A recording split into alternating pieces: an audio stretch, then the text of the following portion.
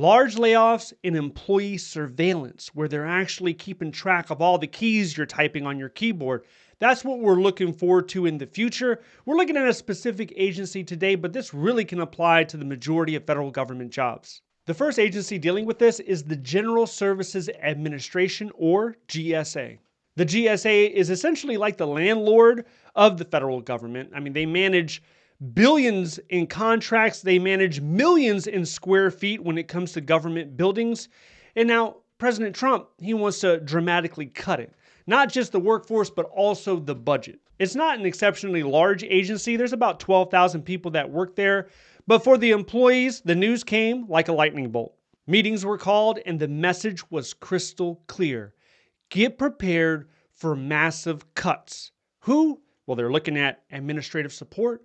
They're looking at communication and interns. They're all on the chopping block. The human cost here is going to be huge with the people, the families, even local economies in certain situations where there will be a ripple effect with all of these cuts happening in the federal workforce.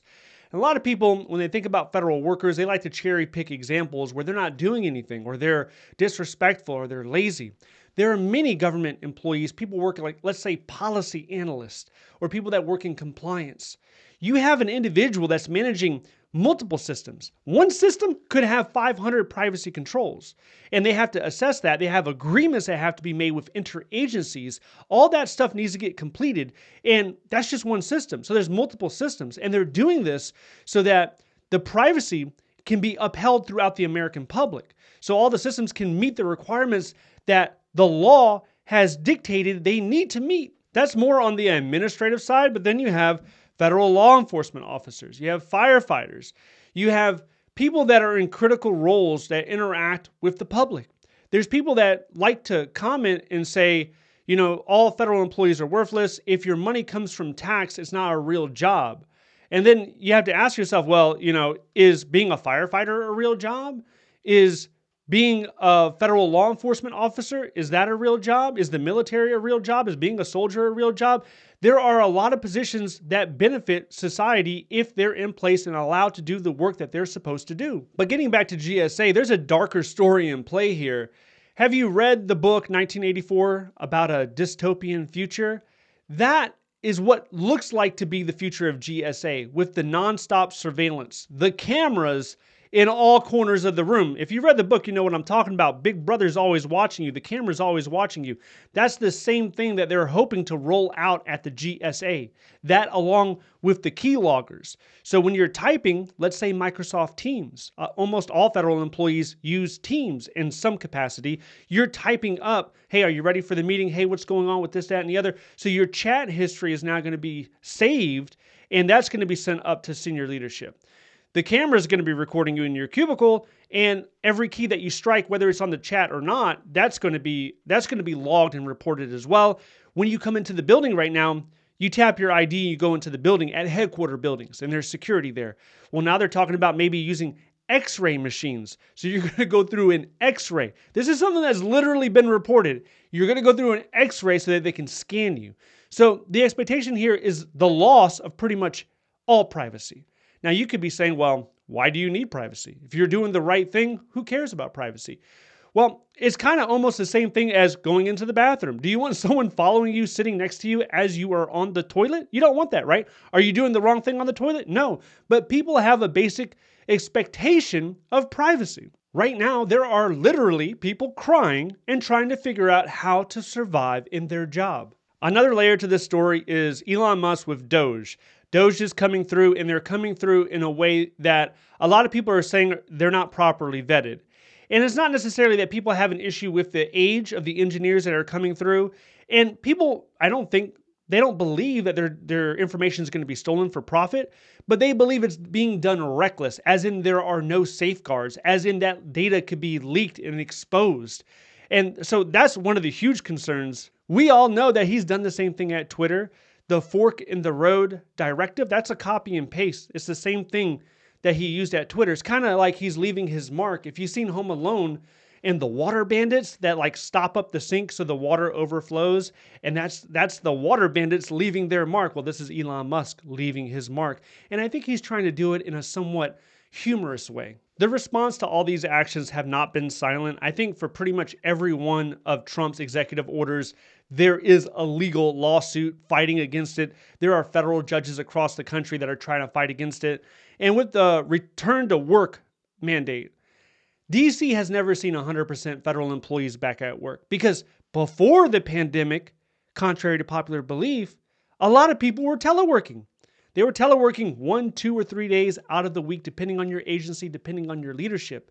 So now we're entering in this never before seen state where you're going to have unprecedented gridlock within DC because you're mandating 5 days a week. So we're going to have to see how that looks like. So yeah, there are lawsuits and there's cries for congressional oversight and the retain or maintain of civil service protections. And GSA is on a short list right now, a short list of, let's say, let's destroy these agencies, let's get rid of them or dramatically downsize them. But there's so many more agencies on that list. What's happening at GSA could easily be copy and pasted, so to speak, to other agencies. The overall theme here is less privacy, less job security, and a culture of fear. GSA continues to aggressively pursue cuts, 50% reduction in total spending, personnel, office space, and contracts. And now agency leaders in GSA, they're saying, we need to slow down. We're losing too many people. Slow it down. One victory for the Trump administration is that the federal judge resumed the deferred resignation program. Many people actually accepted it. The most recent estimate was about 75,000 federal employees. It could be more at this point. But a lot of people decided to roll their dice and see if the administration is going to uphold their end of the bargain when it comes to taking it. Now, the way the whole thing played out, you saw the president first mention it. Then after that, OPM strongly encouraged it. They kept reminding people almost every couple of days. Sometimes it was 3 in the morning, 4 in the morning. You would receive an email talking about the program. After that, the agency's leadership started to promote it. And then you had the HR office. HR and a lot of agencies, they held meetings where they were essentially reading off of a teleprompter, encouraging people to take advantage of the program. I think more people would have taken advantage of it if they had the trust, right? The component of trust was missing within the administration, whether they actually would be able to keep it. Now, I believe we're hearing about thousands and thousands of employees being terminated on probation. So a lot of them are asking, can we go back and take it? Well, you can't do that. It ended, I believe, Wednesday at 7:20. You can't go back and take it. It's over for the time being. Will it be re-announced? Probably not. I think going forward, what will end up happening is OPM is going to perhaps roll out the VERA again, the early retirement. Maybe they might roll out a VSIP, voluntary separation incentive pay. They might roll that out. But I think for this program, it's pretty much done. It didn't even meet their intent of 5 to 10%. You know, the best case scenario, it looks like about 3.5%. So it came up short. The GS leadership has also communicated plans to return to the office and to restructure their agency. He noted that about 2,000 employees live more than 50 miles from the nearest regional office, and plans are to close and consolidate as many of the GSA's 700 plus field offices. GSA is also reassessing a lot of their contracts. They have a whole bunch of them. And this really is where a lot of money can be saved. If you're concerned about saving money, look at the contracts, the existing contracts, not just the DEI ones. Look at all of the contracts and ask the question, are they needed? But let's say DOGE gets the job done and they reduce the federal workforce. Let's say something drastic. Let's say there's a 50% reduction. How much money does that save? Because this is about saving money. This is about being efficient, right? How much money does that save? Right now, the entire federal workforce takes up less than 10% of the federal budget. If you really wanted to make a dent in the federal budget, it wouldn't be by focusing all your resources on the federal workforce. That's not where you're going to find the savings. So let's think about it. If you cut, right now it's 8%. That's how much we spend, roughly, give or take, 8%. So if you cut it in half, you have now saved 4% out of 100. So you still have 96% of the money going to other places, but you've saved 4%. And what we're seeing right now, let's say Trump gets his way the entire 3 years and 10 months or 4 years, whatever. Let's say he gets his way and the next cycle a Democratic president gets elected. What do you think is going to happen? You think the Democratic president is going to grab the baton and continue to do cuts and continue to have a tiny government where people aren't allowed to get the services that they pay their federal tax dollars for? People are not allowed to see whether or not they're getting their disability from Social Security Administration. Veterans are struggling to get their benefits. The IRS is in shambles. You think the Democratic president, if we get one, or let's say we get a Democratic majority in the Senate, in the House, do you think they're going to continue to allow what's happening? I don't think so. I don't think most people think so. I think most people view this as a dramatic swing in the other direction. There's an overcorrection to the right. I think a lot of people can say that. Now, if you consider yourself far right, you'd say, well, that's ridiculous. We're just returning to normalcy.